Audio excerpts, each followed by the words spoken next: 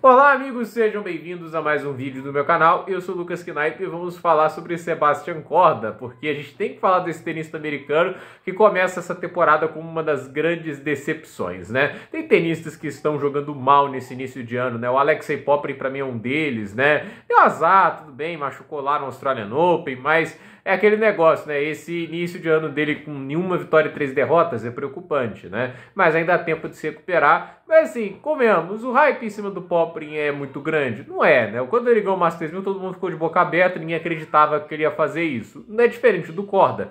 O Korda, as pessoas têm expectativa que ele vai ganhar um grande torneio, eles têm expectativa que cedo ou tarde vai estar no top 10. Inclusive, até fazendo um paralelo, quando teve a semifinal entre os dois lá em Montreal, o Korda ganha do Zverev, né? Aí todo mundo achou que ele ia passear para cima do Popyrin na semifinal, mas no final não é isso que acontece, muito porque ele é um tenista muito preguiçoso, taticamente falando, né? Eu fico pensando assim, naquele jogo, né? Ele começa a vencer no finalzinho do primeiro set, explorando o backhand do australiano, que é o lado mais frágil do jogo dele. Aí depois ele para de fazer isso, né?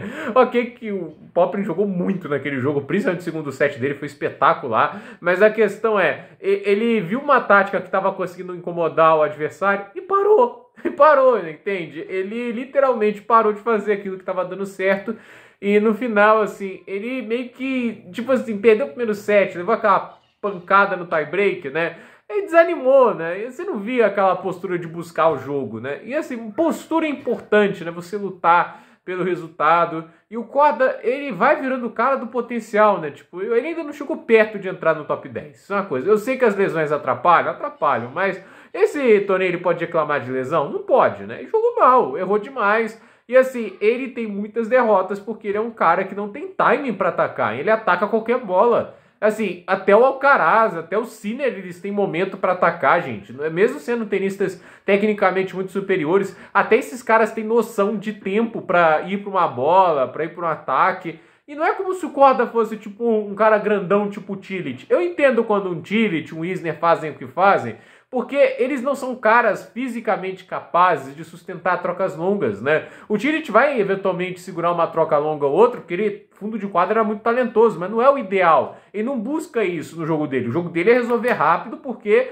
ele quer tirar o ritmo do adversário, ele tem um plano bem definido, né? E o Korda é um cara que pode sofrer um pouco no fundo de quadra, ele tem mão para isso. Só que o cara vai pra bola o tempo todo, e aí aquele negócio, quando a conta fecha, quando ele tá com tempo de bola, aí do nada sai uma vitória como a que ele fez, por exemplo, né, contra o Zverev lá em Montreal, a vitória contra o Medvedev na Australian Open, um partidaço dele, né, mas é aquele negócio, confiança lá em cima, e o negócio flui, mas agora a confiança em baixa, gente, o jogador tem que ter paciência, ele tem que saber construir os pontos, e eu vejo o Korda como um cara que, assim, ele tá fazendo muito pouco para evoluir o jogo dele. Eu acho que ele tem muita confiança no talento dele e ele esquece o componente tático. E eu vou falar uma coisa, né? Você fica pensando aqui, volta 2 anos no passado, 2023, né? Foi o ano que o Korda vence o Medvedev lá no Australian Open, consegue chegar até as quartas de final e compara com o Alex de Minaur, ele cai até antes naquele torneio, ele perde pro Djokovic naquele atropelo, né?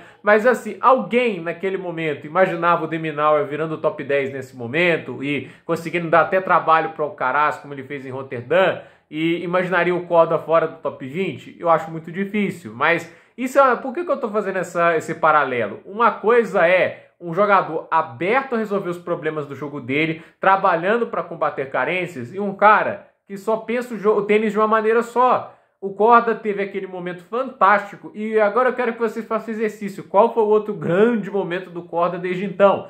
E assim, quando eu falo grande momento, né, nem o título de ATP 500, né, eu acho que ele não teve, mas me corrija se eu estiver errado, né? Mas assim, Masters 1000 pra cima, entende? Foi a semifinal, ano passado, em Montreal. Mas convenhamos também, né? 1 ano e meio até ter uma semifinal em um torneio grande, né? Tipo, talvez ele tenha feito uma outra lá, mas eu tô com dificuldade de lembrar. E só o fato de ter dificuldade de lembrar quer dizer que não foram muitas coisas. Só o fato dele não estar hoje ali entre o top 15, né? É uma demonstração de tenista que assim vai ter altos e baixos muito frequentes, né? E eu vejo esse início de ano assim como um sinal de estagnação. É isso que me irrita, né? Porque É um cara jovem, ele podia estar hoje no estágio ainda melhor, ele podia ser o melhor americano da atualidade, mas sabe quem fez progresso entre os americanos? São os menos hypados, é o Fritz e o Paul, porque eu acho isso fascinante, né?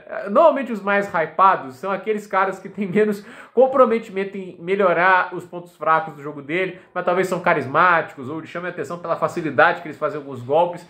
E o Tiafoe e o Korda são isso, não? O Tiafoe é super carismático e tudo isso, mas olha lá o tênis dele esse ano. O que está sendo de impressionante no Tiafoe? Nada. O Korda, a mesma coisa. E olha que o Fritz não tá bem, né? Já se dizer isso, o Fritz não tá tão bem assim, mas, cara, ainda acho melhor, né? Se você falar quem tá jogando mais tênis, né? O Fritz tá mais. O Tommy Paul também tá indo mais longe dos torneios. Ele foi quartas de final lá no Australian Open, deu trabalhão pro Zverev, ele foi aí semifinalista em Roterdã, acho que foi Roterdã, não, foi Dallas, né? Foi semifinalista em Dallas, só perdeu pro Shapovalov, que tava vivendo a semana da vida. Então assim, tá na hora do cidadão, e olha, no TP 250 de Marseille, que é um torneio que tá bem vazio, né? Tipo, tem o Medvedev, ok, mas assim... eu acho que o Medvedev, eu não sei, acho que o Rublev tá no torneio também, agora tem que checar, né? Mas assim, se bobear o Medvedev é o único top 10. E assim, esse é um torneio pra ir longe, pra conquistar bons pontos, o cara cai na estreia e assim, um jogo ruim, né? Muito errático, dando muito ponto de graça.